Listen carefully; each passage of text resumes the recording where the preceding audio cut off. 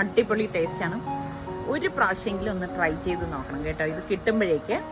അപ്പോൾ ഇതിൽ വേറെ ഫ്രൂട്ട്സ് ഒന്നും ചേർക്കേണ്ട ആവശ്യമില്ല, ഇങ്ങനെ തന്നെ ഉണ്ടാക്കി കഴിച്ചു നോക്കിയാൽ മതി കേട്ടോ. അപ്പോൾ ഇതെങ്ങനെയാണ് ഉണ്ടാക്കുന്നത് നമുക്ക് നോക്കാം.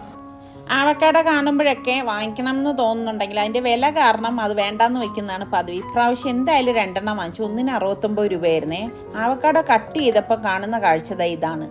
അപ്പം നല്ല ആവക്കാടോ തിരഞ്ഞെടുക്കാൻ എനിക്കറിയത്തില്ല, അപ്പോൾ അറിയുന്നവരുണ്ടെങ്കിൽ ഒന്ന് പറഞ്ഞു തരണം കേട്ടോ. അപ്പോൾ ഇതിൻ്റെ കുരുവൊക്കെ മാറ്റിയ ശേഷം നമുക്കിനിയിപ്പം ഇത് ഒരു സ്പൂൺ കൊണ്ട് നമുക്കിതൊന്ന് സ്കൂപ്പ് ചെയ്തെടുക്കാം.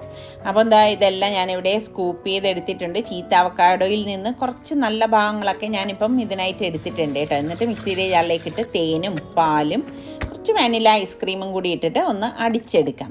അപ്പോൾ ഇത്രയേ ഉള്ളൂ, ഇതിൻ്റെ കൂടെ വേറെ ഒന്നും ചേർക്കേണ്ട. അടിപൊളി ആവക്കാഡോ ജ്യൂസ് ഇവിടെ റെഡിയാണ്.